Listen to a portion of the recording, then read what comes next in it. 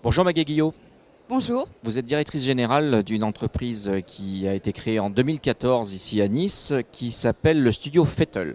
Vous avez 8 salariés et vous êtes sur une activité qui est reliée à ce qu'on appelle communément aujourd'hui la Silver Economy. La Silver Economy et la e-santé. Quelle est exactement l'offre de service que vous déployez avec le studio Fettle? Alors, nous avons deux entités qui sont Fettle et Studio Fettle. Fettle est l'entité qui développe des produits informatiques, systèmes d'information et applications mobiles, et qui sont utilisés par l'entité Studio Fettle. Et Studio Fettle propose un lieu en fait de pratique d'activités physiques adaptées, de consultation médicale et de suivi psychologique.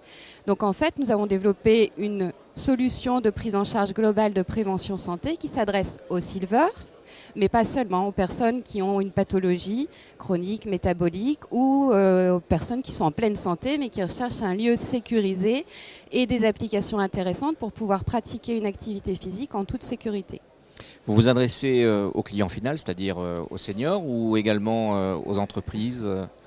Aux deux. Aux deux. Aux deux. En fait, effectivement, dans le lieu, nous avons des utilisateurs finaux, donc c'est du B2C. Mais par contre, avec les produits informatiques que nous avons développés, nous adressons aussi aux métropoles, aux institutionnels, parce que nous proposons des solutions digitales de prévention santé, et en particulier une solution que nous avons développée, qui sont les randonnées santé citadines, et qui permettent à chacun de pouvoir créer dans sa propre commune, dans sa propre agglomération, des parcours de santé complètement personnalisés. Vous êtes aujourd'hui à Innovative City, le salon de la ville intelligente, et vous allez participer, animer une conférence sur la Silver Economy naturellement.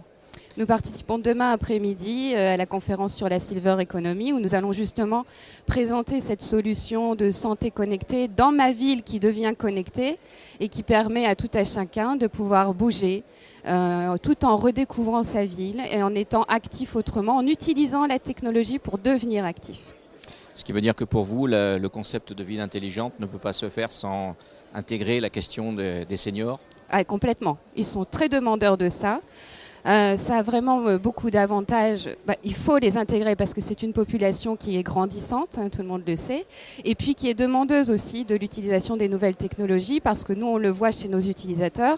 Ils sont très fiers de pouvoir partager avec les générations nouvelles l'usage qu'ils font de la technologie, de pouvoir le démontrer. Quels sont vos objectifs pour Fettle cette année? Alors, écoutez, si on pouvait aller toucher d'autres agglomérations, parce que là, ce sont des solutions qu'on a proposées, qu'on développe pour nous et qu'on utilise en propre. Donc, on va dire que c'est un embryon, un prototype qui marche, qui fonctionne. C'est une solution développée par un privé qui marche. Mais si on pouvait toucher une agglomération et qui aurait envie d'avoir sa propre solution personnalisée de parcours santé en ville, pourquoi pas? Ça serait Votre cible est uniquement locale, régionale, ou vous envisagez un développement national sur le plan national, oui. Très bien. Alors, en tant que dirigeante d'une entreprise innovante, c'est quoi la priorité du moment pour vous? Il y en a beaucoup. Il y en a beaucoup.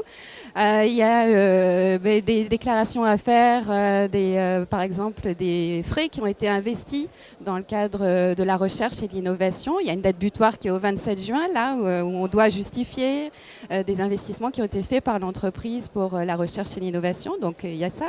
Il y a des réponses à appel à projet parce qu'on s'associe avec notamment une entité du centre hospitalier de Nice pour répondre à un appel à projet.